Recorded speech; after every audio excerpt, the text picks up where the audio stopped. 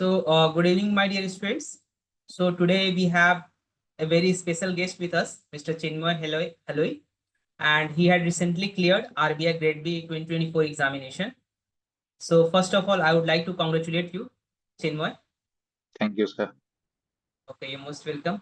So, today in this Toppers Talk, we will try to understand your strategy, like while working in Assam Secretariat, how you manage the things, what's your time management, how you take out the times after such a hectic schedule, you have managed the things for your preparation. So, we will try to understand everything right from phase one till your interview. Okay, so, all okay right. तो sir मेरा तो phase one जो है वो थोड़ा बहुत मेरा already prepared ही था सर। जो आपका क्वांट रीजनिंग और इंग्लिश है, तो मैंने सर 2022 में ऑलरेडी बैंकिंग मतलब मल्टीपल बैंकिंग एग्जाम्स क्लियर किया हुआ था। एसबीआई पीओ भी किया था, इंक्लूडिंग एसबीआई पीओ। लेकिन मैंने ज्वाइन नहीं किया।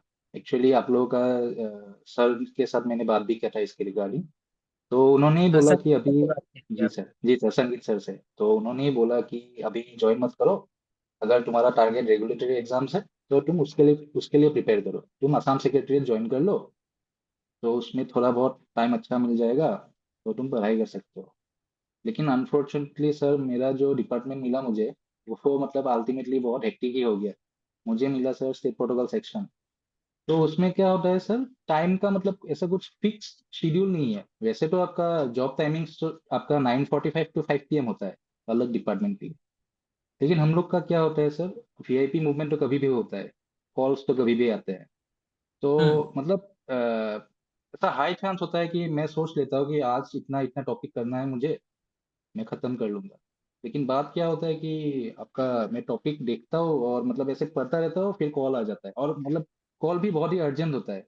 अगर आप कॉल नहीं उठाते तो वीआईपी मूवमेंट का तो आपको मालूम मालूम ही होगा, तो उसमें जॉब का खतरा भी होता है।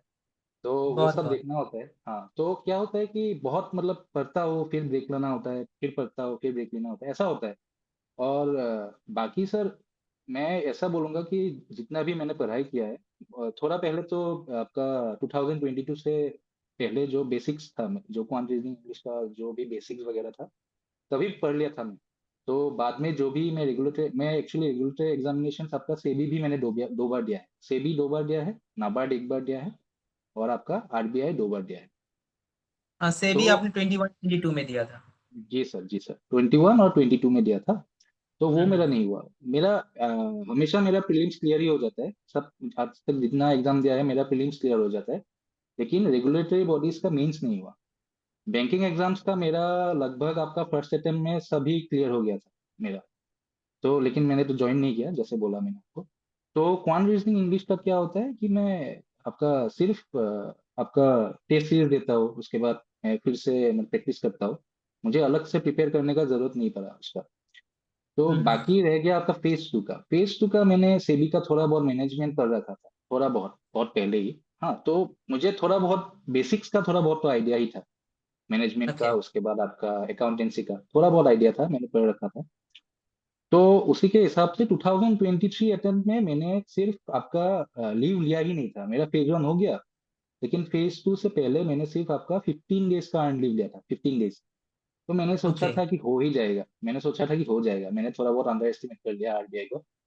लेकिन वो मेरा नहीं हुआ सर। मैंने बहुत बहुत कोशिश किया उसके उस टाइम।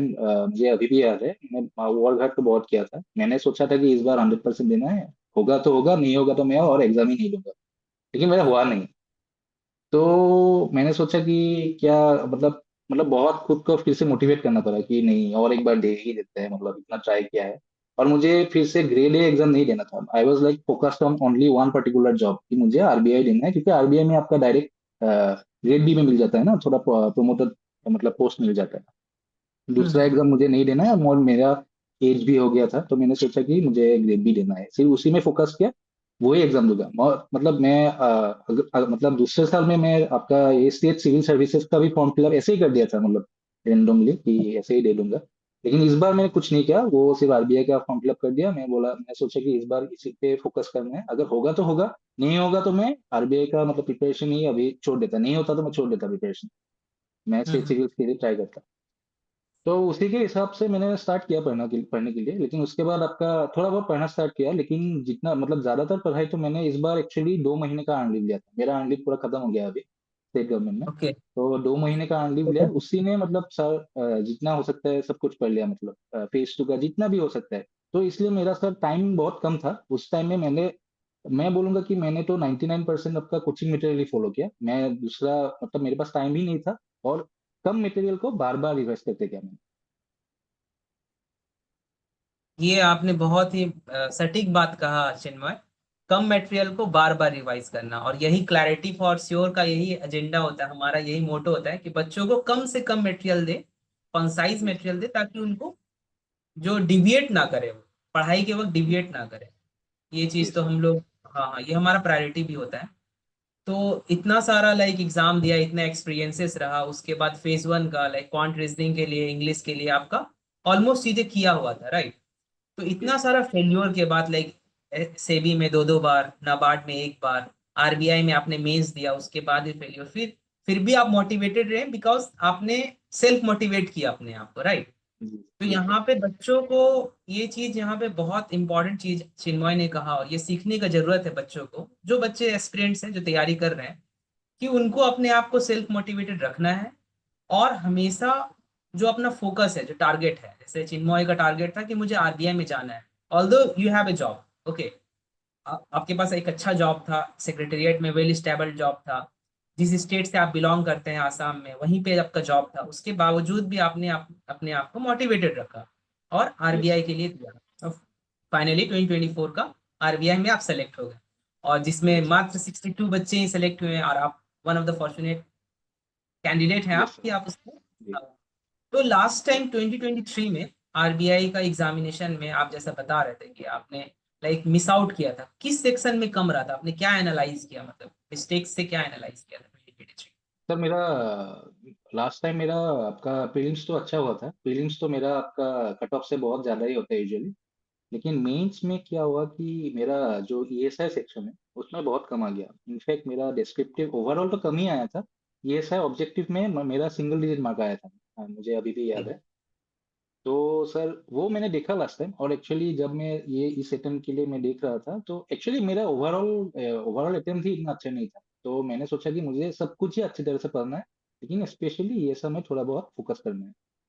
तो मैं क्या करता था, उसका रिजल्ट शीट ऐसे निकाल के ऐसे रख देता था कि इसमें सेक्शन मुझे याद रखना है कि लास्ट टाइम नहीं मिला, इस बार कुछ मतलब किसी थोड़ा न सा किसी चीज। लाउडर आप बोलेगा, हाँ हाँ, थोड़ा मैं सा। ये बोल रहा था। जी, तो हाँ मैं हाँ। ये मतलब आपका जो ईएसआई का सेक्शन है वो थोड़ा बहुत मेरा कम था मार्क्स। उसमें जो आपका ऑब्जेक्टिव सेक्शन था उसमें मेरा सिंगल डिजिट मार्क आया था। हम्म। तो उसी पे मैं ऐसा नहीं बोलूंगा मैंने सिर्फ ये सब ईएसआई पर ही ज्यादा फोकस किया है। मैंने ओवरऑल आपका जितना भी सेक्शंस है, मैंने ओवरऑल मतलब फोकस करने के लिए ट्राई किया। और मेरा लास्ट टाइम मेरा एक मिस्टेक हुआ था कि मैंने अपना जो मैनेजमेंट का सिलेबस है, मैनेजमेंट का सिलेबस एक्चुअली आपका फेज वन से पहले ही, एक्चुअली नोटिफिकेशन से पहले ही आपका खत्म कर देने से अच्छा होता है। क्योंकि मैनेजमेंट तो आपका स्टैटिक सब्जेक्ट है, ठीक है। अगर आप हम्म। उसको एक बार खत्म कर देते हो ना, तो उसको आप बाद में बार बार रिवाइज भी कर सकते हो। उसके बाद आप उसके लिए डेस्क्रिप्टिव क्वेश्चन आंसर भी कर सकते हो। मैं ऑनेस्टली बताऊंगा, मेरा मैनेजमेंट तो कंप्लीट नहीं हुआ था, लेकिन मतलब अराउंड 60-70% मेरा मैनेजमेंट में पहले पढ़ रखा था। उसके बाद में बाकी जो भी है, उसके बाद में मैंने कंप्लीट कर दिया। लेकिन अगर कोई नया अगर प्रिपेयर कर रहा है, तो it is a recommended practice कि आप फेज टू से पहले, मतलब not phase two, phase one से पहले, बिफोर द नोटिफिकेशन, आप मैनेजमेंट का सिलेबस खत्म कर लो, जो भी है उसको खत्म कर लो देख के, और बाद में उसको बार बार रिवाइज करते रहो।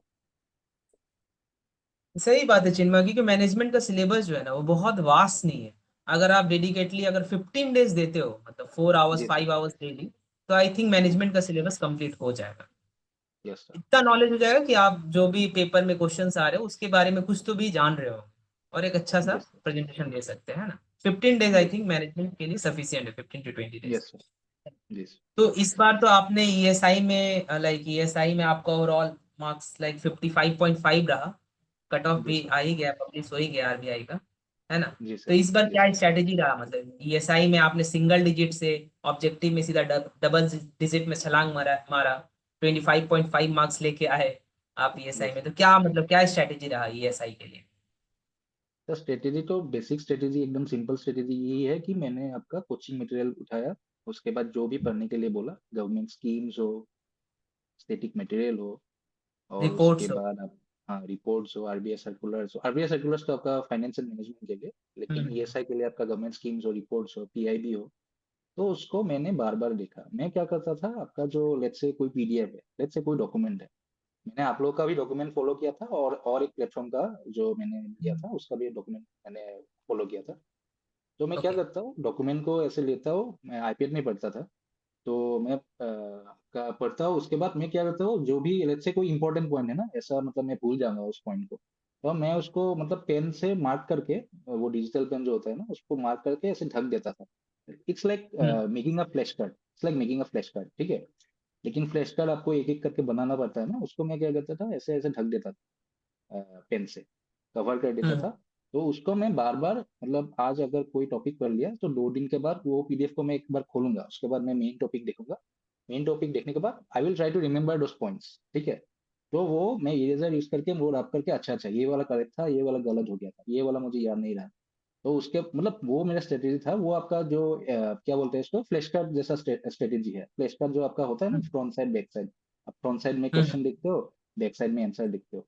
तो मैंने वो उतना मतलब मैं मेहनत नहीं किया फ्लैश कार्ड बनाने का एक एक करके, लेकिन मैंने उसी नोट्स में आपका जो भी आपका मतलब इंपॉर्टेंट डाटा पॉइंट है जिसको आपको याद करना होता है ना, उसको मैं ढक देता था। तो अच्छा ये ऐसा था, ये क्वेश्चन है, ये पॉइंट है, तो इसके बाद क्या होगा, इससे रिलेटेड क्या है, ऐसे करके मेरा मतलब ईएसआई भी मैंने ऐसे ही किया, फाइनेंस भी ऐसे ही किया, मैनेजमेंट भी ऐसे किया, आरबीआई सर्कुलर्स हो गया, आपका पीआईबी हो गया, इवन आपका जनरल अफेयर्स, करंट अफेयर्स जो भी है ना, करंट अफेयर्स जो भी मैंने फॉलो किया था, मंथली मैगजीन ही फॉलो किया था, वो भी मतलब इसी स्ट्रेटेजी के मतलब यूज करके ही मैंने बार बार पढ़ाई किया। और ज्यादातर मैं बोलूंगा कि ज्यादातर तो मेरा आपका जो 2 मंथ्स में पढ़ाई किया वो ही है।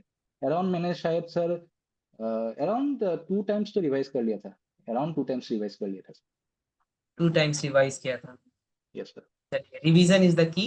रिवीजन यस करना सर। है और पॉइंट आउट करना है कि क्या आपको लाइक किसी पर्टिकुलर नोट से या फिर किसी पर्टिकुलर सर्कुलर से या रिपोर्ट से कुछ कीवर्ड्स लेने हैं, तो उसको अंडरलाइन कीजिए या फिर कहीं पे लाइक फुटनोट्स बनाइए और उसको बार बार रिवाइज कीजिए, ताकि यस आप इनकलकेट कर सके उसको आंसर्स में, राइट, इन द हाँ एग्जामिनेशन, क्योंकि सर, एग्जामिनेशन में काफी इसमें प्रेशर होता है। Sir, sorry. No no, it's okay, you हाँ कंटिन्यू। हाँ, मैं ये बोल रहा था सर कि मैं एक चीज याद मतलब ऐड कर दूं आपको, मतलब क्या होता है ना, ये आपका मॉक टेस्ट देना जैसा होता है कि आपको देखना होगा कि आपका स्ट्रेंथ्स और वीकनेसेस क्या है, स्ट्रेंथ्स और वीकनेसेस क्या है आपका। तो सपोज लेट्स से आपने एबीसी टॉपिक देखा, ठीक है, आपने एबीसी टॉपिक देखा, ए टॉपिक आपका अच्छा है, बी टॉपिक भी आपका ठीक ठाक है, लेकिन आपका सी का टॉपिक थोड़ा बहुत वीक है, ठीक है। तो आपको जो सी टॉपिक है ना उसको बार बार रिवाइज करना है। ए बी टॉपिक तो आपका हो ही गया है ना, ए बी टॉपिक आप फिर से बाद में और एक बार कर लेना, लेकिन सी को आप जब तक वो स्ट्रांग नहीं है तब तक उसको आपको बार बार रिवाइज करना है। तो क्या है ना, आपको बार बार एबीसी टॉपिक आपका एक साथ रिवाइज करने में क्या होता है, दिक्कत होता है, आपके पास इतना टाइम नहीं होता है ना बार बार पढ़ने के लिए। तो जितना भी टाइम होता है आपको वीक एरियाज में थोड़ा बहुत ज्यादा रिवीजन करना है, ज्यादा फोकस करना है, बार बार आपको एक्टिव रिकॉल करना है। तो अगर कोई भी स्टूडेंट, अगर लेट्स से बहुत ये सब तो आपका आरबीआई एग्जाम में आपका मेमोराइजेशन तो बहुत जरूरी होता है। तो आपको देखना है कि आपके मतलब कौन कौन सा टॉपिक, कौन कौन सा पार्ट आपका याद नहीं रहता है, उसको आपको फोकस करना है कि ये पार्ट मैं ज्यादा भूल रहा हूँ, उसको आप नोट डाउन कर लीजिए कहीं पे कि ये वाला टॉपिक है। मैंने एक्चुअली और एक पेपर भी रखता था अलग से, एक स्मॉल शीट ऑफ पेपर रखता था। ये मुझे शायद लेट्स से आपका मुझे जीडीपी का फॉर्मूला याद नहीं आ रहा है, बार बार मैं भूल जा रहा हूँ, तो मैं क्या कर देता हूँ, उसमें लिख देता हूँ जीडीपी। तो कल अगर सुबह देख लिया, परसों देख लिया, तो अगर मैं वो शीट ऑफ पेपर देख लेता हूँ ना, तो अच्छा अच्छा जीडीपी मेरा वीक टॉपिक है, उसको मैं एक बार याद करने के लिए ट्राई करता हूँ। तो ऐसे करके सर थोड़ा बहुत जो भी आपका वीक एरियाज है, जो भी आप भूल जाते हो बार बार, तो ऐसा करने से आपका रिवीजन हो जाता है इवेंचुअली। मतलब यहाँ पे बहुत इंपॉर्टेंट बात का है, बच्चे बच्चे लोग क्या करते हैं, मतलब बहुत सारे बच्चों का ये होता है कि सर ये टॉपिक बहुत टफ लग रहा है तो इसको स्किप कर देते हैं। तो ये स्किपिज्म वाला अप्रोच नहीं होना चाहिए। इस नहीं सर। सिलेबस का जितने भी टॉपिक्स है सिलेबस में, आइदर इट इज फाइनेंस और मैनेजमेंट या फिर ईएसआई, वो सिलेबस का कंप्लीट कवरेज होना चाहिए। At least you should know something on that topic. और वो तभी यस सर। पॉसिबल होगा जब बार बार रिवाइज करोगे, बार बार चीजों को गो थ्रू कीजिएगा, then only it will be possible. तो छोड़ना यस कुछ नहीं है सिलेबस को छोड़ना कंप्लीटली। कुछ। हाँ, छोड़ना कुछ नहीं, सिलेबस का सारा टॉपिक्स एटलीस्ट कंप्लीट होना चाहिए, गो थ्रू होना चाहिए, राइट। Yes yes. ठीक है। Chinmay, coming to the phase one part, phase one में लाइक करंट अफेयर्स जिस तरह से पूछ रहा है, जीए का पोर्शन, ओके, तो उसमें yes current sir. Affairs dominated है। तो वो कई बार बच्चों के लिए बहुत ये हो जाता है, मतलब कहाँ से करें, कैसे करें, करंट अफेयर्स का पार्ट उतना उतना चीजों को याद करना है, मेमोराइज करना है, और उतना अपडेटेड रहना है, बहुत विजिलेंट रहना पड़ेगा आपको करंट अफेयर्स के, और वो बेसिकली फाइनेंस एंड बैंकिंग से डोमिनेटेड है।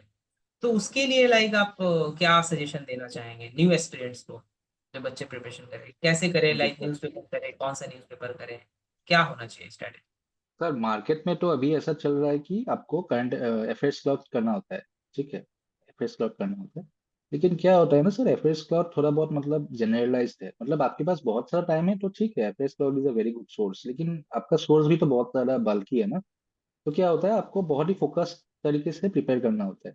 आई वुड से कि अगर आपको फेज वन का जीए करना है ना, तो it is a good practice to actually finish आपका ईएसआई और फाइनेंस। अगर आप फाइनेंस और ईएसआई का थोड़ा बहुत आप स्टैटिक भी पढ़ लो ना, और उसके जो रिलेटेड करंट अफेयर्स है ना, तो उसको आपको पहले से ही थोड़ा बहुत प्रिपेयर करना होता है, क्योंकि आजकल क्या होता है कि ये एक्चुअली आरबीआई का थोड़ा बहुत रिसेंट ट्रेंड है कि वो लोग जनरल करंट अफेयर्स उतना नहीं देते हैं, वो फाइनेंस से रिलेटेड करंट अफेयर्स ज्यादा देते हैं।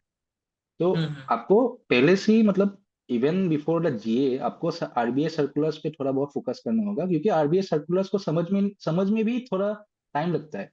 उसको आप मतलब डायरेक्ट ऐसे पढ़ने से आपको कभी कभार समझ में नहीं आ सकते अगर आपने आपका बेसिक्स क्लियर नहीं हो।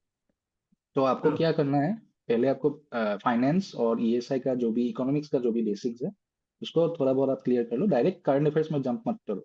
और मैं क्या करता था, मैं इनिशियली मैं एफएस क्लाउड पढ़ता था, मैं थोड़ा बहुत एफएस क्लाउड मतलब पढ़ा, मतलब ऐसे फॉलो किया, मतलब टेलीग्राम ग्रुप में देखा, दूसरे ने भी बोला कि एफएस क्लाउड पढ़ना खत्म करना है। लेकिन मैं पढ़ता था तो मेरा छूट जाता है, मैं पढ़ता रहता हूँ लेकिन मतलब होता नहीं मेरे से।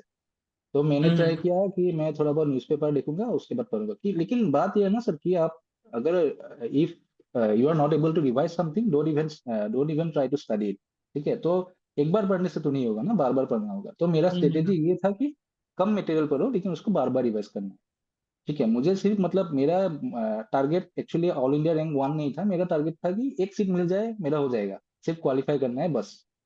तो पॉजिटिव बात, अप्रोच। हाँ हाँ, वो ही था सर, मुझे सिर्फ एक सीट मिल जाए, मेरा मेरा जॉब मिलने ना मिलने से मतलब था, बाकी कुछ नहीं था। तो हम्म। मैंने एक्चुअली मार्केट में देखा कि सबसे छोटा करंट अफेयर्स किसका होता है, मैंने वो देखा, मैं आपको ऑनेस्टली बता रहा हूँ जो भी है।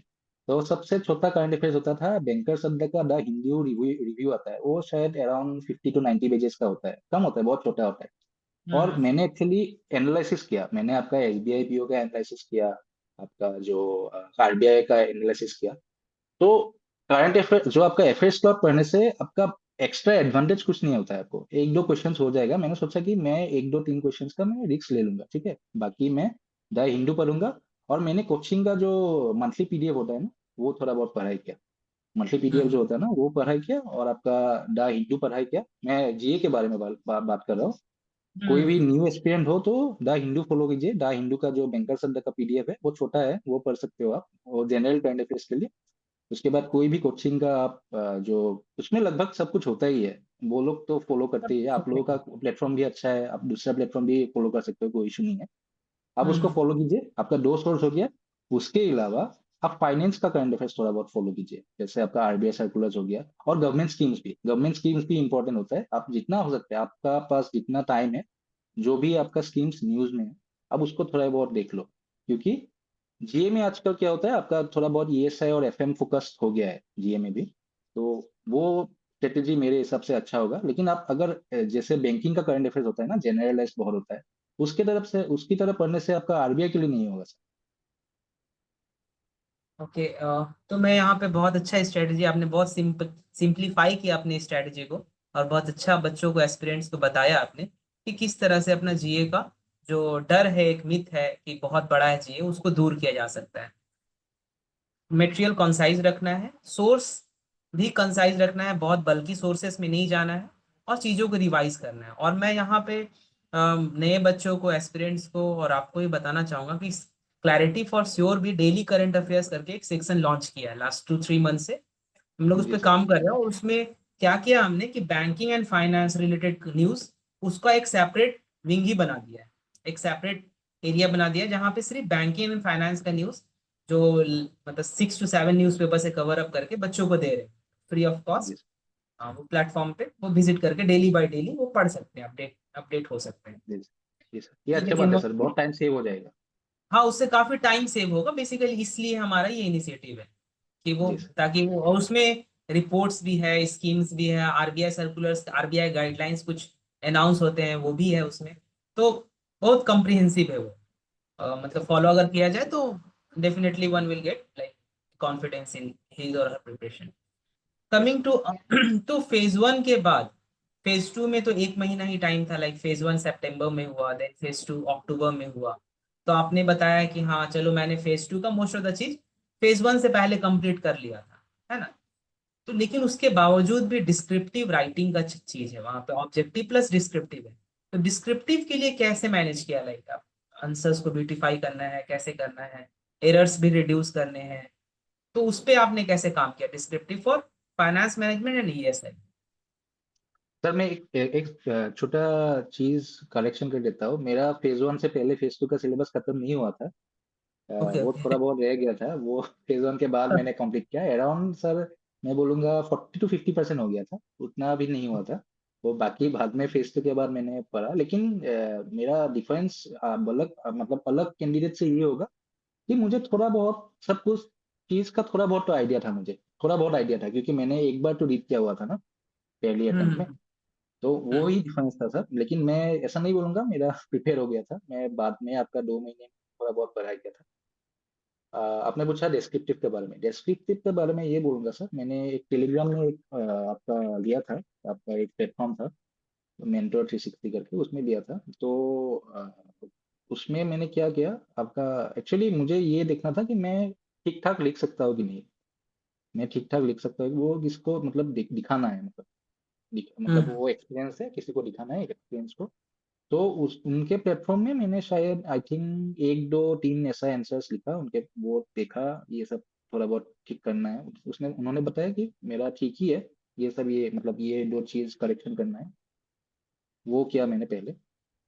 उसके बाद मैंने सर जो भी आप लोगों का प्लेटफॉर्म का भी मैंने एक्चुअली चेक किया था, मॉडल आंसर्स है जो भी है वो सब एक्चुअली मैंने लिखा। उसके बाद जो आपका पॉइंट्स है ना उसको मैंने एक्सट्रैक्ट कर लिया। आप लोगों ने एक ओके। क्वेश्चन दिया, उसको निकाला, उसका पॉइंट्स एक्सट्रैक्ट किया। तो डिस्क्रिप्टिव मैंने थोड़ा बहुत तो प्रैक्टिस किया। और मेरा मतलब जॉब में टाइपिंग बहुत था, तो टाइपिंग प्रैक्टिस मेरा जॉब में ही हो जाता था। हम लोग का कीबोर्ड थोड़ा बहुत हार्ड ही होता है। तो उसमें मेरा टाइपिंग प्रैक्टिस तो हो गया। लेकिन बाकी जो आपका लिखने का मतलब अलग से आंसर्स बनाने का जो है ना, तो मैं क्या करता था, एक दो तो क्वेश्चंस मैंने लिख लिया, प्रैक्टिस कर लिया। लेकिन यूजुअली मैं क्या करता हूँ, एक आपका क्वेश्चन मैंने देख लिया, तो क्वेश्चंस का मैं ब्रेनस्टॉर्मिंग करता हूँ कि अच्छा ये क्वेश्चन के लिए मुझे ये वैसे भी आपका जो इंट्रोडक्शन, बॉडी और कंक्लूजन वही फॉर्मेट में बनाना होता है ना। तो हम्म इंट्रोडक्शन का आपका थोड़ा बहुत, या इंट्रोडक्शन में आपने डेफिनेशन दे दिया या फिर किसी कोई डाटा पॉइंट दे दिया, है ना, वो आपका हम्म स्टैंडर्ड आप थोड़ा बहुत याद कर लीजिए। आई थिंक आप लोगों का प्लेटफॉर्म में भी थोड़ा बहुत, आपका प्लेटफॉर्म या फिर वो टेलीग्राम वाला प्लेटफॉर्म, किसी एक प्लेटफॉर्म ने वो स्टैंडर्ड डाटा पॉइंट्स भी दिया था कि आप इंट्रो में ये यूज कर सकते हो। ठीक है, वो थोड़ा बहुत मैंने पढ़ लिया। और थोड़ा बहुत मैंने खुद से भी प्रिपेयर किया हुआ था रफली, कि अगर ऐसा कुछ टॉपिक आ जाता है, जैसे पोवर्टी के लिए कुछ टॉपिक आ गया है ना, तो मैंने वर्ल्ड बैंक का आपका पोवर्टी का डेफिनेशन दे दिया लेट्स से। तो वो तो रेडीमेड ही होता है। तो बाकी जो भी आपका क्वेश्चन में पूछ रहा है ना, तो आप उस क्वेश्चन के रिगार्डिंग अब जो भी पॉइंट्स है आप उसको ब्रेनस्टॉर्म कर लो। ब्रेनस्टॉर्म करके मैं ब्रेनस्टॉर्म करता था कि अच्छा ये वाला मैं ये लिख सकता हूँ, दूसरा वाला ये लिख सकता हूँ। मुझे अल्टीमेटली फाइनल एग्जाम में वो क्वेश्चन ऐसे जल्दी जल्दी नोट करके उसको सिर्फ वहाँ पे एक्सपांड करना है। एक्सपांड कर एक्चुअली मैं मुझे याद है मैंने एक्चुअली वो नहीं किया था, मतलब कोई दूसरा पेपर में ऐसे लिखने, नहीं नहीं, हाँ हाँ, दूसरा पेपर मैंने लिख लिया था। मैं जो भी क्वेश्चन आता था, मतलब अगर स्क्रीन में क्वेश्चन आ गया ना, तो मैंने मतलब एक जो हमारा एक ग्राफ होता है ना, उसमें मैं लिख लेता हूँ अच्छा इसमें ये पॉइंट आएगा, ये पॉइंट आएगा, ये पॉइंट आएगा। तो उसको आपको सिर्फ आपका जो एग्जाम का पेपर है स्क्रीन में आपको सिर्फ वो पॉइंट्स को एक्सपांड करना है बस। तब क्या होता है ना, आपका जो आंसर होता है उसमें थोड़ा बहुत कोहेरेंसी आता है, फ्लो होता है आंसर में। आपको मतलब आप ऐसे ही अटक नहीं जाते हो कि अच्छा इसके बाद क्या लिखना होगा। तो उससे मुझे लगता है उससे थोड़ा बहुत मुझे डिस्क्रिप्टिव डिस्क्रिप्टिव में थोड़ा बहुत उससे हेल्प हो गया है। तो ये चीज होना चाहिए, एक स्ट्रक्चर माइंड में होना चाहिए, एक माइंड मैप होना चाहिए बच्चों के पास, ताकि एक फ्लो जी बना रहे, राइट। किसी भी यस क्वेश्चन को अटेंड करने से पहले एटलीस्ट पॉइंट्स, सब पॉइंट्स होना चाहिए ब्रेन में। यस तो सर। लिखने में मजा आता है कि हाँ चलो फ्लो बना हुआ है, कुछ फैक्ट्स एंड फिगर्स अगर हम डालते हैं किसी रिपोर्ट्स का कोट या फिर गवर्नमेंट का इनिशिएटिव, ईएसआई में जो जनरली यूज करते हैं हम लोग, तो वो फ्लो बना रहता है, तो एक अच्छा बॉडी पार्ट तैयार होता है, right. Yes sir. In short, हाँ जी इन सर। शॉर्ट यही आप बताना चाह रहे हैं ना चिन्मय, जी sir. If I am not yes. Wrong. Yes sir. Okay yes. Okay okay. तो एफएम का, एफएम पेपर में तो आपने बहुत अच्छा स्कोर किया, 66.75 मार्क्स, और जिसमें आपने ऑब्जेक्टिव पार्ट में लाइक 30.75 और सब्जेक्टिव में 36 मार्क्स लाया, राइट। जी सर। जी सर। हाँ फाइनेंस में तो 66.75 out of 100, it's a very good marks actually in FM. तो ऑब्वियसली बच्चों को ये इंटरेस्ट जागेगा यहाँ पे कि कैसे आपने ये स्कोर किया, मतलब you have cross 65 marks out of 100, तो ये कैसे किया आपने लाइक, और सब्जेक्टिव में बहुत अच्छा मार्क्स लेके आया, तो finance and sir management. Honestly, हाँ ऑनेस्टली बताओ तो सर एग्जाम देने के बाद तो मुझे भी मालूम नहीं था कि मेरा एग्जाम बहुत अच्छा हुआ था, क्योंकि वो पेपर तो बहुत ही टफ आया था, अगर मैं if I am being very bluntly honest. लेकिन मेरा स्ट्रेटेजी तो वही था सर, मतलब जो भी बेसिक्स है मैंने उसको अच्छी तरह से किया। और मुझे मेरा एक्चुअली आरबीआई, सिर्फ आरबीआई में ही जाने का मतलब फाइनली मुझे मन इसलिए था क्योंकि मुझे फाइनेंस पढ़ने में थोड़ा बहुत मुझे मजा आता था, अच्छा लगता था मुझे। मतलब वो मुझे, मैंने नाबार्ड सिर्फ एक ही अटेम्प्ट दिया, दूसरा बार अटेम्प्ट इसलिए नहीं दिया क्योंकि मुझे एग्रीकल्चर उतना अच्छा नहीं लगा, एआईडी पढ़ने में उतना अच्छा नहीं लगा। लेकिन मुझे हम्म फाइनेंस पढ़ने में थोड़ा बहुत अच्छा लगता था। तो फाइनेंस और मैनेजमेंट को मतलब आप ऐसे बोल सकते हो कि मैं ऐसे ही पढ़ता था, मुझे अच्छा लगता है तो मैं पढ़ लेता हूँ, मुझे ऐसे अच्छा लगता है, इसलिए मैंने आरबीआई पे फोकस किया था, क्योंकि इवेंचुअली मुझे लगा कि इसमें फाइनेंस का काम थोड़ा बहुत ज्यादा रहेगा, तो मैं ये पढ़ लूंगा, ये कर लूंगा। तो मैंने तो आपको बताया है कि आपको फेज 1 से पहले मैनेजमेंट थोड़ा बहुत कर लेना होता है तो अच्छा रहता है। तो मेरा तो मैनेजमेंट थोड़ा बहुत अच्छा ही था, क्लियर ही था, मुझे सिर्फ रिवीजन ही करना था, तो मैंने हम्म वो रिवाइज कर लिया। हम्म आपका फेज 2 के टाइम पे, फेज 2 से पहले मैंने शायद मैनेजमेंट के लिए सिर्फ डेस्क्रिप्टिव का ही थोड़ा बहुत प्रिपेयर किया था, ऑब्जेक्टिव का लगभग आपका मेरा 80% तो हो ही गया था तब तक। बाकी रहा आपका फाइनेंस का मैंने आरबीआई सर्कुलर्स आपका जीए में भी पढ़ा था, जीए से पहले भी पढ़ा था। तो जीए के बाद भी मैंने वही आरबीआई सर्कुलर्स फिर से पढ़ाई किया, जो भी मेरा गैप रह गया था, जो भी रह गया था आरबीआई सर्कुलर्स को फिर से पढ़ाई किया उसके बाद। और आपका ज्यादा स्टेटिक जो भी है, स्टेटिक को फिर से पढ़ाई किया। वो नॉर्मली सर स्ट्रेटेजी वही है सर, मतलब वो पीडीएफ निकाला, पढ़ा और हाईलाइट किया, सेम ही है सर, उसको बार बार पढ़ाई किया, वही है सर अलग से कुछ ऐसा रिवीजन, स्पेशल नहीं किया रिवीजन इज था। द कीवर्ड एक्चुअली, है ना, रिवीजन ही बार सर। बार यस पढ़ाई किया, रिवाइज किया चीजों को, यस पॉइंट्स को नोट डाउन रखा ताकि उसको बार बार देख सके, है ना। Yes sir. यस और ये इंग्लिश पेपर 2 में भी आपने लाइक 57 मार्क्स स्कोर किया, तो इंग्लिश के लिए क्या स्ट्रेटेजी था, सर, कैसे किया? मैं बताऊँ तो मेरा इंग्लिश बहुत पहले से स्ट्रॉन्ग पॉइंट ही है। मेरा इंग्लिश थोड़ा बहुत अच्छा ही है, लिखने में, स्पीकिंग में थोड़ा बहुत ये हो सकता है, लेकिन लिखने में मेरा अच्छा ही होता है। तो मैं जितना भी मैंने बैंकिंग का एग्जाम्स भी दिया है, मेरा इंग्लिश में ही एक्चुअली बहुत ज़्यादा स्कोर होता है। और डिस्क्रिप्टिव में मैंने इंग्लिश के लिए अलग से कुछ प्रिपेयर नहीं किया, मैंने सिर्फ देखा, वही आपका ब्रेन स्टॉर्मिंग है, मैंने देखा ऐसे का टॉपिक्स, वो कोचिंग इंस्टीट्यूट में आप लोगों ने भी शायद दिया था, इंपॉर्टेंट टॉपिक्स ये है ना, तो हाँ उसको फॉर मैंने, टॉपिक। हाँ हाँ हाँ, वो ऐसे का टॉपिक्स मैंने थोड़ा बहुत देख लिया। बाकी आपका एक दूसरा प्लेटफॉर्म का जो भी था वो भी देख लिया, और टेलीग्राम चैनल में जो भी इंपॉर्टेंट टॉपिक्स है आता है, मैंने देखा कि अच्छा अच्छा ये टॉपिक आ सकता है। तो उसका मैं थोड़ा बहुत ऐसे रिलेटेड टॉपिक्स में एक बार आपका इंटरनेट में देख लिया, मैंने शायद सर एक दो ऐसे प्रैक्टिस किया था, एक या फिर दो मैंने ऐसे प्रैक्टिस किया था, मुझे याद है। दो ऐसे ऐसे लिख लिया था कि मैं देखा कि हो जाएगा, क्योंकि मैंने ईएसआई का भी मतलब पढ़ाई कर लिया है, एफएम का भी कर लिया है, तो थोड़ा बहुत आपका आइडिया आ ही जाता है। और वैसे भी हाँ आपका आरबीआई में क्या होता है कि जो भी आपके ऐसे का टॉपिक्स आता है ना, तो उसमें एक टॉपिक तो ऐसा ही आता है कि जो आपके सिलेबस से थोड़ा बहुत रिलेटेड हो। तो मैंने सोचा कि अगर ऐसा हुआ कि जो जनरल टॉपिक्स है, अगर वो मुझे मतलब उस टाइम पे मुझे क्लिक नहीं किया, जो भी सिलेबस से रिलेटेड टॉपिक है वो तो मैं किसी तरह से मैं लिख ही लूंगा। तो वो मैंने कर लिया सर। बाकी मैंने आपका जो कॉम्प्रहेंशन या फिर आपका प्रेसी का, उसका मैंने अलग से प्रिपरेशन नहीं किया। मैं इंग्लिश डिस्क्रिप्टिव का 2023 में मैं प्रैक्टिस किया था, लेकिन 2024 में इंग्लिश का मतलब अलग से स्पेशल प्रिपरेशन मैंने कुछ नहीं किया था सर। जो पहले जो इंग्लिश और आपका, not English, I am sorry, ESI और एफएम के लिए जो भी आपका डिस्क्रिप्टिव सेक्शन है, उसके लिए जो भी प्रैक्टिस किया, आई थिंक वही मेरा इंग्लिश डिस्क्रिप्टिव में भी हेल्प हो गया सर। ओके, वही आपका मतलब इंग्लिश स्क्रिप्ट के लिए काफी था, राइट? Yes sir. लेकिन आपने तो दो दो ही ऐसे लिखा, लेकिन नए बच्चों के लिए ये सजेशन हाँ नहीं नहीं नहीं रहेगा। ऐसा नहीं है, नए हाँ। बच्चे के लिए मैं ये बोलूंगा सर, आप जो भी मतलब अगर इंग्लिश आपका वीक है तो इंग्लिश के लिए तो आपको बहुत वर्क करना पड़ेगा, क्योंकि मेरा इंग्लिश अच्छा है, मतलब मेरा, मैं स्कूल में बहुत मतलब ये इंग्लिश वगैरह बहुत पढ़ता था, नॉवेल्स वगैरह बहुत पढ़ता था। अगर किसी का वीक है ना, तो क्या कर सकते हैं आप, थोड़ा बहुत टीवी सीरीज वगैरह देख सकते हो थोड़ा बहुत। तो आप न्यूज़ चैनल्स थोड़ा बहुत देख सकते हो यूट्यूब में, जो भी अच्छा न्यूज़ चैनल्स है, मतलब आपका लेट्स से आप RS TV का भी जो वीडियोस है वो भी देख सकते हो, जो हेल्दी डिस्कशन होता है ना वो सब थोड़ा बहुत देख हम्म, सकते हो। तो उसमें क्या होगा, आपको थोड़ा बहुत स्पीच या फिर आइडिया के बारे में, मतलब आपका आइडिया आ जाएगा कैसे बात करना होता है। वो इंटरव्यू इंटरव्यू के लिए भी बहुत ही हेल्पफुल होता है। उसके अलावा आप क्या कर सकते हो, आप थोड़ा बहुत एडिटोरियल पढ़ सकते हो। एडिटोरियल पढ़ने से क्या होता है, ऐसा नहीं है कि आपको डेली रूटीन बनाना है कि आपको आज डेली एडिटोरियल पढ़ना ही होगा, जैसे ही वो आपको जब भी टाइम मिलेगा आप एटलीस्ट न्यूज़पेपर का एडिटोरियल ही पढ़ लो। हिंदू का नहीं अच्छा लगता है तो इंडियन एक्सप्रेस का ही पढ़ लो, और इंडियन एक्सप्रेस का एक एक्सप्लेन सेक्शन होता है वो बहुत अच्छा होता है। अगर उसको भी हम्म, पढ़ोगे तो आपका मतलब आपको आइडिया लग जाएगा कि अच्छा ऐसे ऐसे लिखता है। तो उससे आपका थोड़ा बहुत इंग्लिश का प्रिपरेशन हो जाएगा। और बाकी अगर आपका इंग्लिश का अगर बेसिक्स भी क्लियर करना होता है तो आप एक टीचर है, उनका नाम है निमिषा बंसल, निमिषा मैम है।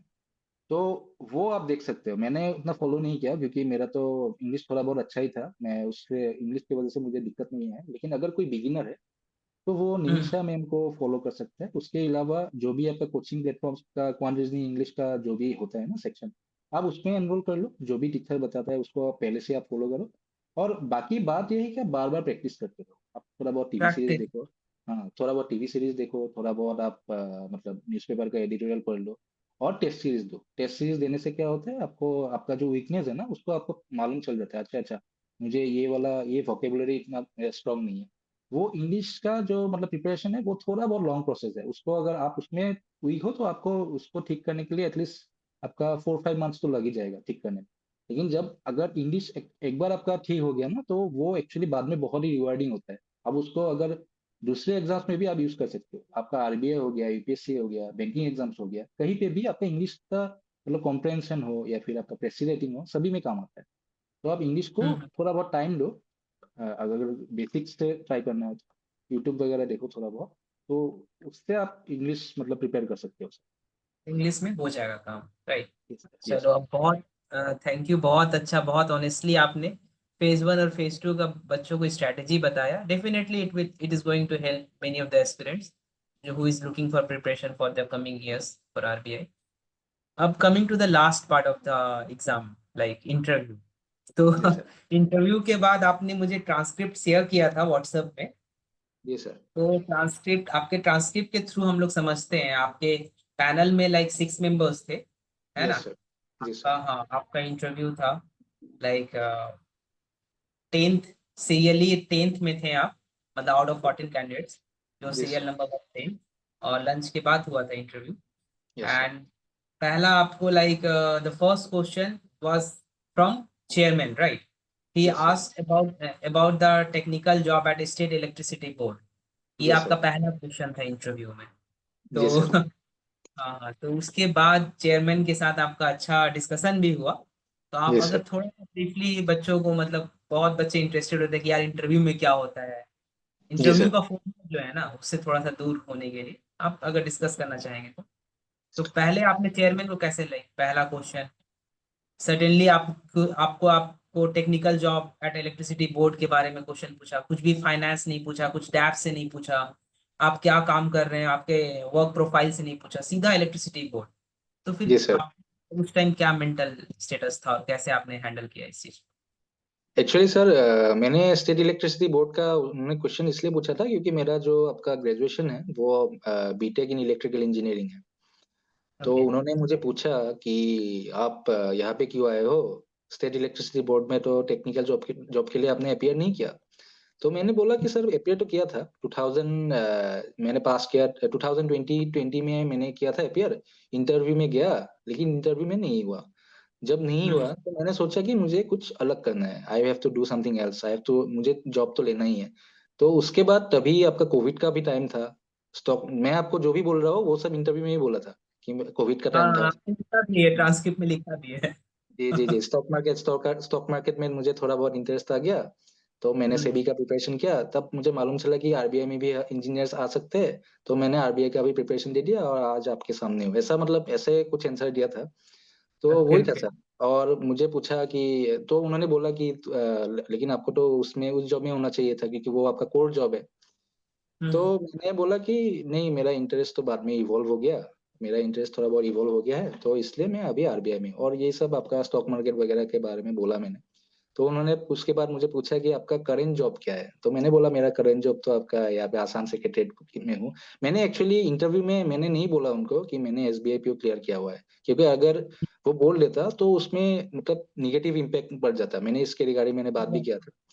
तो हम्म, एक्चुअली वो क्रॉस क्वेश्चन कर सकते हैं कि अगर आपको बैंकिंग अच्छा नहीं लगता है, बैंकिंग अच्छा ही लगता है, अगर आपको रिजर्व बैंक में आना ही है तो आपने एसबीआई क्यों नहीं ज्वाइन किया।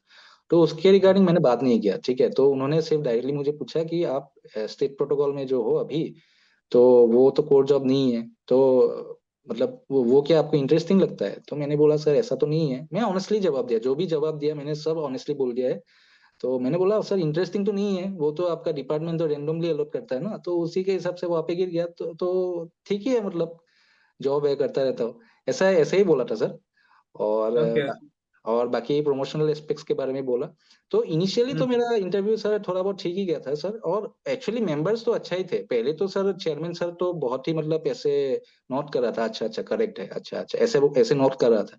लेकिन बाद अच्छा में जो आपका आंसर्स देने में वो मतलब ऐसे फ्राउन कर देता है, मतलब ऐसा लगता है कि आपका एक्सप्रेशन देख के आपको ऐसा लगेगा कि शायद मैं गलत बोल रहा हूँ, कुछ तो गलत हुआ है, मुझे भी नहीं मालूम चल रहा है क्या गलत हुआ है। तो वो थोड़ा बहुत आपको मतलब मेंटली मतलब हैंडल करना होता है, वो थोड़ा बहुत इश्यू होता है। लेकिन मैं जितना हो सकता है मैंने काम और मतलब काम रहा मैं। लेकिन मैं ये जरूर बोलूंगा कि लास्ट में मैं थोड़ा बहुत डगमगा गया, क्योंकि लास्ट में मुझे आई थिंक मेरा 3 क्वेश्चन ऐसा कुछ नहीं हुआ, क्योंकि वो कुछ करंट अफेयर्स रिलेटेड से पूछा था।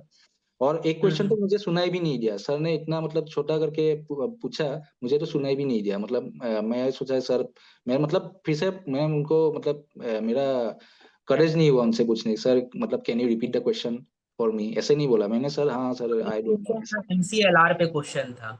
हाँ एमसीएलआर का भी एक क्वेश्चन था, लगत मतलब हाँ सर एमसीएलआर के रिगार्डिंग भी क्वेश्चन था। और एक क्वेश्चन था sir, I think current affairs से रिलेटेड भी क्वेश्चन था। तो वो मैंने बोला, बोलने के बाद उन्होंने बोला कि ये कुछ गलत बोल रहे हो तुम। तो मैंने बोला कि सर ये मैं पढ़ा नहीं हूँ, लेकिन मुझे जो भी आइडिया है उसके हिसाब से बोल रहा हूँ। तो उन्होंने बोला कि अच्छा ठीक है, नहीं पढ़ा है तो वो डायरेक्टली बोल दो ना, ऐसे ही कि वो हवा में बात कर रहे हो। तो वो बोला। ओके ओके, हाँ वो क्वेश्चन आपने लिखा है। हाँ मैं पढ़ रहा हूँ जो आपका ट्रांसक्रिप्ट है। तो honourable finance minister has asked the RBI to reduce rates because of reduction of repo rate will help banks to offer loans at lower rates and it will help to spur the credit growth which will eventually help businesses to lend more money। इसके बारे में मतलब chairman was asked that what sort of lending, है ना, इस तरह का yes कुछ सर। क्वेश्चन था। हाँ मतलब वो ऐसे क्वेश्चन सर ने ऐसे पूछा था मुझे कि आरबीआई का वो मतलब ऐसा कुछ लॉजिक दिया था, मुझे भी याद नहीं है। मैं मतलब इंटरव्यू में ही कंफ्यूज हो गया कि शायद मेरा सब कॉन्सेप्ट गलत है मेरा, मैं कुछ पढ़ के ही नहीं गया, ऐसा ऐसा लगा मुझे थोड़ा बहुत।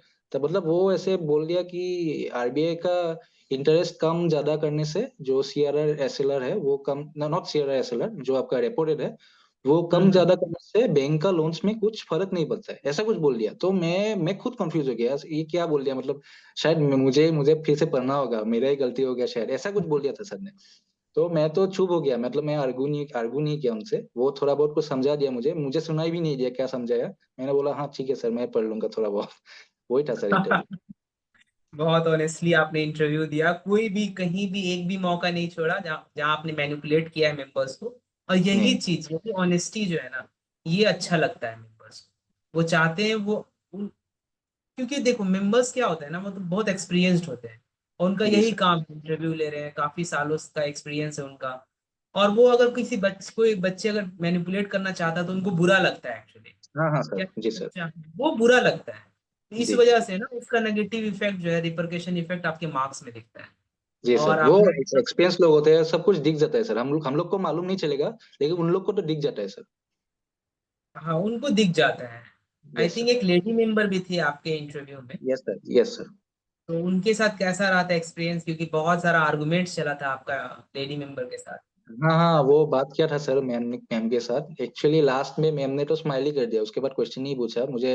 आई थिंक वो कैपिटल मार्केट और मनी मार्केट के डिफरेंस पूछा था शायद, ऐसा कुछ पूछा था। मैंने बोला लास्ट में। रेगुलेटेड बाय आरबीआई आपसे पूछा था उन्होंने हाँ हाँ, तो कि। लास्ट में मुझे ये पॉइंट याद ही नहीं है, तो मैंने ऐसे ही बोल दिया कि मनी मार्केट आरबीआई रेगुलेट करता है, और सेबी आपका कैपिटल मार्केट, मतलब इतना ही, मतलब सिंपल पॉइंट बोल दिया। उनको हंसी आ गया, मतलब अच्छा अच्छा ठीक है कोई नहीं, ऐसा मतलब स्माइल कर दिया बाद हाँ, में।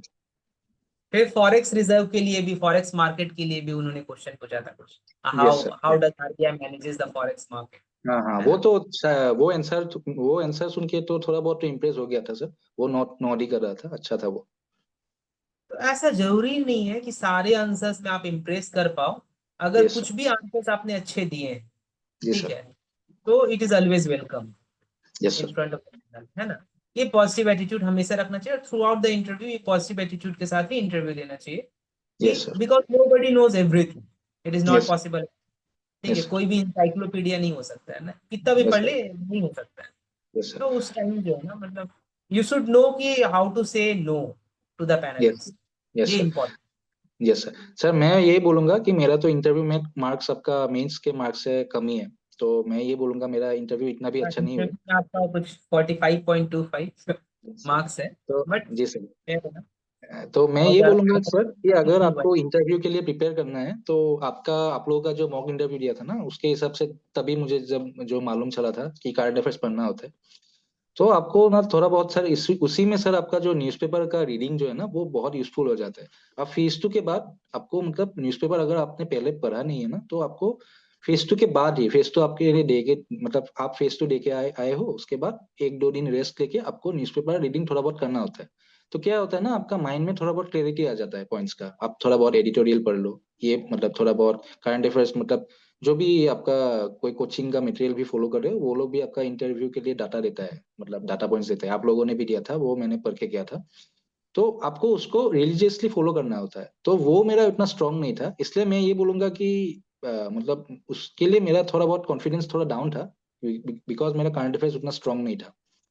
तो अगर वो कोई भी मतलब वीडियो में दिखा था, बट हाँ आपने हाँ उस पर वर्कआउट किया था, नो डाउट हाँ आपने हाँ वर्कआउट। हाँ, मैंने वर्कआउट कर लिया। वो तो मेरा लकीली हो गया, ये आपका जॉब ठीक है कोई नहीं, लेकिन बात ये है कि अगर किसी को। तभी हुआ, लकीली जी ऐसा नहीं हो सकता है। जी सर, लेकिन अगर आपको मतलब प्रिपेयर करना है, अच्छी तरह से प्रिपेयर करना है, फुल प्रूफ अगर प्रिपरेशन करना है, तो मैं बोलूंगा कि आपको जो न्यूज़पेपर है, जो भी इंपॉर्टेंट टॉपिक्स है, आप एडिटोरियल ही पढ़ लो, एटलीस्ट हेडलाइंस पढ़ लो, फाइनेंस रिलेटेड जो भी कोर टॉपिक्स है, उसको आपको अच्छी तरह से प्रिपेयर करना होता है। आप उसको दो तीन बार अच्छी तरह से पढ़ो, उसको माइंड में रखो। अगर लिखना है तो आप लिख भी लीजिए, लेकिन आप उसको अच्छी तरह से प्रिपेयर करके आपको रखना होता है, just because of the interview. क्योंकि इंटरव्यू में आपका जो क्लैरिटी ऑफ थॉट है ना, वो बहुत ज्यादा इंपॉर्टेंट होता है। इंटरव्यू में आपको मतलब ऐसा रट्टा हुआ क्वेश्चन नहीं पूछेगा, कभी कभार ऐसा बहुत एक दो कॉन्सेप्चुअल क्वेश्चन पूछ देगा, आप मतलब बता नहीं पाओगे उसी टाइम में, आपको माइंड में हिट नहीं करेगा अगर आपने थोड़ा बहुत अच्छी तरह से रीडिंग रीडिंग नहीं किया है तो वो मैं बोलूंगा कि newspaper reading specially interview stage के लिए बहुत इंपॉर्टेंट होता है सर। इंटरव्यू में जो हम लोगों का एक्सपीरियंस है, जो बच्चों के साथ डिस्कस करके पता चलता है कि आपको विजिलेंट रहना बहुत जरूरी है। खासकर जो यस इकोनॉमिक स्लो डाउन चल रहा है, क्या क्या वजह है, जी इकोनॉमिक सर। क्राइसिस अपने अगर कंट्री में चल रहा है, या फिर कि कोई सेक्टर बहुत अच्छा परफॉर्म कर रहा है, कोई सेक्टर अंडर परफॉर्म कर रहा है, ये सब अगर न्यूज में है, तो आपको ये सब चीज जानना चाहिए, मतलब before your yes sir. Interview yes sir. Specially. After phase two तो आपको एकदम से अपडेटेड होना चाहिए till your interview about the things that is going on in the current affairs, है ना। Yes sir. कोई यस भी सर। न्यूज हो फाइनेंस एंड बैंकिंग से रिलेटेड, हाँ और बताइए। बाकी सर, यस सर, और बाकी सर आपका इंटरव्यू में जो डेफ का सेक्शन होता है ना, वो डेफ जो होता है आपका, वो भी थोड़ा बहुत आपको अच्छी तरह से मतलब देख के जाना होता है। डेफ से रिलेटेड मेरा मतलब डेफ से उतना क्वेश्चंस नहीं पूछा, लेकिन तो वो क्वेश्चन पूछ नहीं सकते हैं। था ज्यादा। हाँ हाँ, हाँ हाँ। उतना नहीं पूछा, लेकिन इन जनरल मैं बोल रहा हूँ, मतलब मैं दूसरों का ट्रांसक्रिप्ट भी देख रहा था, तो आपका हम्म। डेफ का क्वेश्चन आ सकता है, तो आपको डेफ के लिए भी थोड़ा बहुत प्रिपेयर रहना होता है, उसके रिलेटेड जो भी क्वेश्चंस है। तो उसमें एक पर्टिकुलर सेक्शन होता है कि अगर आपने कुछ कोर्स किया है, तो अगर आप कोर्स करते हो ना रेलेवेंट कोर्स, तो जो भी आपने हम्म। रेलेवेंट कोर्स किया हुआ है ना, उसको आपको बहुत अच्छी तरह से प्रिपेयर करना होता है। तो मैं इसके रिगार्डिंग एक बात बोलूंगा, मैंने एक कोर्स लिया था सर, आपका ये स्वयं में लिया था मैंने। स्वयं में हाँ, आपका। हाँ बैंकिंग एंड फाइनेंस मार्केट, हाँ हाँ, वेरी। उसका। जी सर, हाँ। जी सर, वो कोर्स लिया था मैंने। तो मैंने वो एक्चुअली, मेरा जॉब मैंने आपको बोला ना बहुत हेक्टिक है, मैंने सोचा कि वो मैं प्रिपेयर कर लूंगा, मतलब अच्छा होगा, अच्छा दिखेगा, एटलीस्ट रिलेटेबल तो दिखेगा ना इंटरव्यू पैनल को। तो मैंने हाँ। कर लिया, लेकिन मतलब इस बार तो इंटरव्यू तो बहुत जल्दी हो गया ना, फेस टू के बाद, मतलब रिजल्ट्स के बाद टाइम ही नहीं मिला, और मेरा तो एकदम फर्स्ट डे ही था, इंटरव्यू का फर्स्ट डे ही था, मतलब ऐसे ही अचानक से आ गया कि मेरा 2 तारीख को इंटरव्यू है। तो क्या हुआ, हम्म। मैं बहुत मतलब मतलब बात करके, बहुत सारा बात करके मैंने सोचा कि मतलब लास्ट में डिसीजन लिया कि मैं इसको हटा ही देता हूँ, क्योंकि क्या होगा कि अगर मेरा कोर्स तो कंप्लीट नहीं हुआ है, ठीक है, तो क्या होगा कि ऐसा कुछ क्वेश्चन पूछ देगा रिलेटेड कोर्स जो मैं वहां पर इंटरव्यू के पैनल के सामने मैं बता नहीं पाऊंगा, तो उससे निगेटिव इंप्रेशन पड़ सकता है। तो अगर आपने कोई कोर्स का नाम मेंशन किया हुआ है ना, तो उसको आपको ठीक तरह से देख के जाना होता है। अगर it is a good practice, it is a good practice, वो रिकमेंडेड भी है कि आप थोड़ा 1-2 कोर्स मतलब करके जाओ, करके उसको वहां पे लिख दो, जो भी रिलेटेबल आपका आरबीआई से रिलेटेड, बैंकिंग या फिर फाइनेंशियल मार्केट से कोई कोर्स किया है तो उसको आप लिख के जाओ, लिख के उस पर अच्छी तरह से प्रिपेयर करो। तो क्या होता है ना कि आप थोड़ा बहुत क्वेश्चंस प्रेडिक्ट कर सकते हो कि अच्छा ये कोर्स से बारे में, ये कोर्स के बारे में मुझे क्वेश्चंस पूछ सकते हैं, तो आप उसके मतलब अकॉर्डिंगली दैट आप इंटरव्यू को तो थोड़ा बहुत डायरेक्ट कर सकते हो उस कोर्स के तरफ। अगर कोई भी क्वेश्चंस पूछ लिया आपको, तो आप तो बच गए, तब तो आपका जो भी क्वेश्चंस आएगा आप बोल सकते हो। तो वो भी एक बात है सर, इंटरव्यू के रिलेटेड। वो भी एक स्ट्रैटेजी है एक्चुअली, कि यस सर। आप जो है अपने टैग में उन चीजों को इंक्लूड कीजिए जिसके बारे में आप वेल ऑफ नॉलेज रखते हैं, मतलब प्रिपेयर अच्छे से किया है, तो यू जी can sir. Direct your interview in that direction, है ना। Yes sir. यस बहुत सर। अच्छी बात आपने कहा कि चिन्मय, इसके साथ काफी हमने बहुत अच्छा डिस्कशन किया आज, बहुत ऑनेस्टली आपने बताया अपना सारा स्ट्रैटेजी और इंटरव्यू के बारे में। जी तो सर। लास्ट एट लास्ट मैं आपसे यही पूछना चाहूंगा चिन्मय कि आपका कुछ सजेशन होगा कुछ नए बच्चों के लिए जो एकदम फ्रेश स्टार्ट कर रहे हैं, या फिर उन बच्चों के लिए जो 2 बार 3 बार अटेम्प्ट दे रहे हैं, नहीं हो पा रहा है, और कंटिन्यूअस, या फिर आरबीआई हो या फिर किसी भी रेगुलेटरी बॉडी का एग्जामिनेशन, उन बच्चों के लिए अगर आप कुछ कहना चाहते हैं तो, बिकॉज। तो मैं ये बोलूंगा सर, क्वांट रीजनिंग इंग्लिश के लिए एकदम सिंपल बात है। क्वांट इंग्लिश मतलब रीजनिंग इंग्लिश के लिए आप सिलेबस देख लो, देख के क्वांट में आपको सिर्फ क्वालिफाई करना है। आरबीआई का पेपर बहुत टफ होता है, कुछ भी हो सकता है क्वांट में। तो आपको जो सिंपल टॉपिक्स है वो आप देखो। और आप क्वांट के लिए अगर आप क्वांट में वीक हो तो आप यूट्यूब चैनल देख सकते हो क्वांट का, एक आशीष अरोरा अरोरा करके, मैंने जो फॉलो किया है वो बोल रहा हूँ, आशीष अरोरा। तो उनको आप फॉलो कर सकते हो बेसिक्स के लिए। बाकी अगर आपने कोचिंग लिया है तो उनका जो भी टीचर होगा तो वो तो अच्छा होगा ही, लेकिन अगर आप सेल्फ स्टडी कर रहे हो तो आप आशीष अरोरा उनको फॉलो कर सकते हो, वो अच्छा है। अगर आप बेसिक्स वगैरह देख लो और उसके बाद आप एग्जाम्पल्स ट्राई करो। आशीष अरोरा है, उसके बाद आपका अमर सर है, अमर सर करके, अमर सर मैथ्स, उनका भी एक चैनल है। उसके बाद स्टडी स्मार्ट है, ठीक है। अगर वो सब हो गया तो आप मेरिट शाइन करके एक यूट्यूब चैनल है, मेरिट शाइन, उन लोग का एक एसबीआई पीओ का 2017 का एक प्लेलिस्ट है, वो बहुत अच्छा होता है, वो आप फॉलो कर सकते हो। लेकिन वो किसी के लिए थोड़ा बहुत टफ हो सकता है इनिशियली, वो थोड़ा बहुत एडवांस लेवल में सिखाता है थोड़ा बहुत।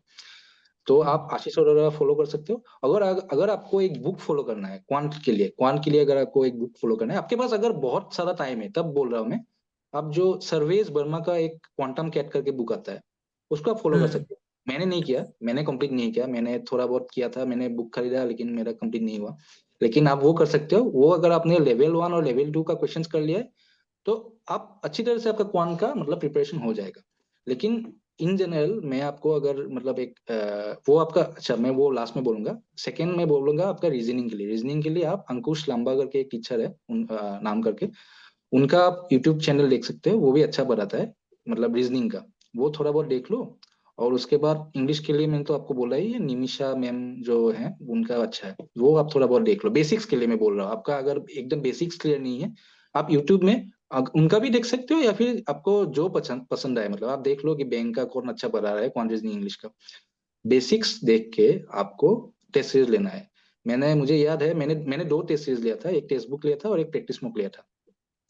क्योंकि टेक्स्ट बुक लिया था, वो टेक्स्ट बुक एक्चुअली बहुत पहले लिया था, क्योंकि वो बहुत चीप आता है ना, तो वो मैंने ले लिया, उसको बार बार देता रहा। तो आपको मतलब अगर आपको कुछ भी नहीं आता, आप थोड़ा बहुत, मॉक्स देने हैं बेसिकली, हाँ मॉक्स जितना से हाँ जितना हाँ हाँ जाओगे। हाँ हाँ, मॉक्स मॉक्स था, तो आप मॉक्स दे लो, मतलब मॉक्स को आपको, आप थोड़ा बहुत पढ़ लो। जो आपका ये संगीत सर का भी थोड़ा बहुत स्ट्रेटेजी है, वो भी एक्चुअली बाद में वो भी यूज करते हैं, तो क्या आप जितना हो सकता है आप पढ़ लो। आप मतलब हम्म। ऐसा नहीं सोचना है कि आपको 100% पढ़ाई कंप्लीट करना है उसके बाद आप टेस्ट देना है, आपको टेस्ट देना है। आप जितना हो सकते पढ़ लो और आप टेस्ट दो, ठीक है। आपको जीरो भी हम्म। मिल जाए कोई इशू नहीं है, आप टेस्ट दो, उसके बाद आपको इवेंट मतलब अब देखना होगा कि अच्छा ये पार्ट में मतलब मेरा वीकनेस है, ये वाला क्वेश्चन में वीकनेस है, ये वाला टॉपिक में मतलब मुझे ये लेट्स से आपका प्रॉफिट एंड लॉस टॉपिक में वीकनेस है, तो उसको मुझे थोड़ा बहुत देखना होगा, बेसिक्स का क्वेश्चन थोड़ा बहुत देखना होगा। ठीक है, तो आपको वो वीक पॉइंट्स देखना है, और आपको जो परसेंटाइल होता है ना उसको आपको ग्रेजुअली इंक्रीज करना है, उसको ग्रेजुअली इंक्रीज करना है कि आपको, मुझे थोड़ा बहुत जो मेरा टॉपिक स्ट्रांग है उसको मुझे फास्ट करना है, जो मेरा वीक है उसमें थोड़ा बहुत वर्कआउट करना है, उसको उसका बेसिक्स देखना है, उसको थोड़ा बहुत प्रैक्टिस करना है टाइम देके। आप सॉल्यूशंस देख लिए जो भी आपका आंसर्स होता है, उसके बाद अच्छा अच्छा ऐसा ऐसा करना होता है, तो नेक्स्ट टाइम क्या होगा, जब आप नेक्स्ट टाइम टेस्ट दोगे तो वो इंप्रूव है। तो अल्टीमेटली मैं ये बोलूंगा कि क्वांट रीजनिंग इंग्लिश के लिए मॉक टेस्ट इज द मतलब बेस्ट, आपका क्या बोलते हैं उसको, प्रैक्टिस करने के लिए अच्छा है क्वांट रीजनिंग और इंग्लिश को स्ट्रॉन्ग करने के लिए। बाकी हम्म। रहा आपका फेज टू के लिए प्रिपरेशन, फेज टू के लिए अगर आपके पास बहुत टाइम है तो आप एक टेलीग्राम चैनल है वी लर्न हियर करके, उसको आप थोड़ा बहुत मतलब फॉलो कर सकते हो, अच्छी तरह से फॉलो करके आप उसमें जो भी आपका स्ट्रेटेजी है वो फॉलो कर सकते हो, बुक्स वगैरह जो भी देता है वो फॉलो कर सकते हो। लेकिन मैं ये रिकमेंड करूंगा जो भी बिगिनर है, क्योंकि आरबीआई ग्रेड भी थोड़ा बहुत टेक्निकल एग्जाम है, अगर आप मतलब हम्म। टाइम क्रंच होता है, यूजुअली लोगों को टाइम क्रंच होता है, तो आपको एक कोचिंग प्लेटफॉर्म मतलब अगर अगर आप ले लेते हो ना तो आपको एक गाइडेंस मिल जाता है, गाइडेंस मिलने से आपको जो आपका स्टडी दिन करते हो ना ट्रैक करता है बच्चे, हाँ हाँ हाँ हाँ प्रिपरेशन। प्लान रहता है, आप फोकस रहते हो बहुत। ठीक है, आपका टाइम वेस्ट नहीं होता है। तो गाइडेंस यूज करके आप मतलब जो भी आपका इंपॉर्टेंट टॉपिक है ना उसको आप बार बार पढ़ सकते हो कोचिंग मटेरियल लेके। तो आप एक कोचिंग प्लेटफॉर्म ले लो, उसके बाद आपका जो भी मटेरियल देते हैं उसको आप जुडिशियसली फॉलो करो। और आई वुड रिकमेंड कि जिसका भी मतलब आपका कोचिंग मटेरियल थोड़ा बहुत क्रिस्प होता है ना उसको आप फॉलो कीजिए, उसको फॉलो करके आप बार बार प्रिपेयर कीजिए, तब बहुत अच्छा होता है सर। मैं बिगिनर्स के लिए ये बोलूंगा, और बाकी इंग्लिश डिस्क्रिप्टिव के लिए तो मैं बोलूंगा कि अगर आपके पास मतलब इनिशियली अगर आपके पास मतलब क्या बोलते हैं उसको, इनर्शिया नहीं आता है ना, आपको इनिशियली लिखने का मन नहीं करता है, कोई बात नहीं, हम्म। आप एटलीस्ट ब्रेनस्टॉर्म करके पॉइंट्स ही लिख दो। एक बार क्वेश्चन लिख लिया, अच्छा अच्छा मुझे क्या लिखना है, आप ब्रेनस्टॉर्म कर लो कि अच्छा ये लिखना है ये लिखना है। लेकिन इवेंचुअली अगर आपके पास एकदम भी प्रैक्टिस नहीं है, इट्स अ रिकमेंडेड प्रैक्टिस कि आप कीबोर्ड में टाइपिंग भी कर लिया और थोड़ा बहुत आपने प्रैक्टिस भी कर लिया डिस्क्रिप्टिव क्या। तो बिगिनर्स के लिए मैं ये बोलूंगा कि अगर आपको एकदम श्योर शॉट होना है तो आप मतलब मैनेजमेंट का सिलेबस ही मैंने पहले बोला था कि आपको फेज वन से पहले मैनेजमेंट का सिलेबस कंप्लीट करने से अच्छा होता है, तो उसका ही आप थोड़ा बहुत डिस्क्रिप्टिव प्रिपेयर कर लो। वही सर स्ट्रेटेजी है। और बाकी इंटरव्यू का तो मैंने बोला ही कि आप न्यूज़पेपर अच्छी तरह से पहले मतलब आफ्टर फेज टू न्यूज़पेपर पढ़ना स्टार्ट कर दो। अगर एक्चुअली अगर आप डेली पढ़ सकते हो तो अच्छा बात है, लेकिन अगर आप डेली नहीं पढ़ सकते हो, कोचिंग मटेरियल फॉलो कर रहे हो, तो आप फेज टू के बाद तो आपको न्यूज़पेपर देखने से अच्छा होता है, वो तो आपको देखना ही है। Okay. बहुत ऑनेस्टली आपने शेयर किया अपना एक्सपीरियंसेस, अपने स्ट्रैटेजीज, और नए बच्चों के लिए भी आपने बताया कि हाँ, जो बच्चे किसी कोचिंग सेंटर में इनरोल नहीं है, जो सेल्फ प्रैक्टिस करना चाहते हैं, सेल्फ प्रिपरेशन करना चाहते हैं, उनके लिए क्या स्ट्रैटेजी होना चाहिए, वो किस किस चैनल को फॉलो करें ताकि वो समहाउ ये वो क्रैक कर सके इस एग्जामिनेशन को, राइट। और यस आपने ये भी सजेस्ट किया कि अगर पॉसिबल है तो किसी भी चैनल के साथ, किसी कोचिंग सेंटर्स, कोचिंग इंस्टीट्यूट के साथ जहाँ पे आपको मटेरियल्स कंसाइज वे में क्रिस्प मटेरियल प्रोवाइड करते हैं, टेलर मटेरियल प्रोवाइड करते हैं, वहाँ पे भी ज्वाइन कर सकें ताकि आपका डायरेक्शन लेस प्रिपरेशन ना हो, एक प्रॉपर डायरेक्शन में आपका प्रिपरेशन हो और चीजें फोकस्ड हो, है ना। सर इसमें हाँ सर क्लैरिटी फॉर श्योर भी ले सकते हैं, वो भी बहुत अच्छा ही है, क्रिस्पी है। मैं तो वो ऐड कर देता हूँ, अगर किसी को लेना है तो क्रिएटिव फॉर श्योर भी ले सकते हैं, वो बहुत अच्छा प्लेटफॉर्म है सर, उसको आप अगर जुडिशियसली फॉलो करते हो, बार बार रिवाइज करते हो, तो मतलब आपका अच्छा ही होगा sir. Okay, thank you for this nice gesture and yes okay okay. तो coming to the last point, like Chinmay, तो आप लाइक क्या एक्सपेक्टेशन कर रहे हैं, मतलब you have to continue for this RBI exam, RBI like job, और future endeavour आपका क्या है, लाइक इसके बाद भी कोई और एग्जामिनेशन है जिसके यू आर लुकिंग फॉर, और ये लास्ट है, चलो इसके बाद हो गया। सर, मैं देखता हूँ सर, ज्वाइन करके देखता हूँ, मैं ज्वाइन कर लेता हूँ, उसके बाद कैसा है अच्छा लगेगा तो वहीं पे कंटिन्यू करेंगे करेगा सर, देख लेता हूँ ओके सर ज्वाइन करके। हाँ, ठीक है चिन्मय। तो विद दिस आई एम, मैं एंड करता हूँ इस सेशन को, and my best wishes to you Chinmay.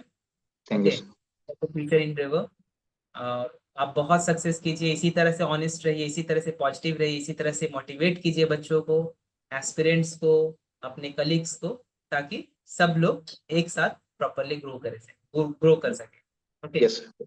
Yes okay Chinmay, thank you very much, and at last once again congratulation to you Chinmay for making into RBI Grade P 2024, and this is not Thank you. only luck. You have really worked hard in order to make into it. All right. Thank you, sir. Thank you, sir. Thank you, sir. Okay. Thank you. Okay, sir.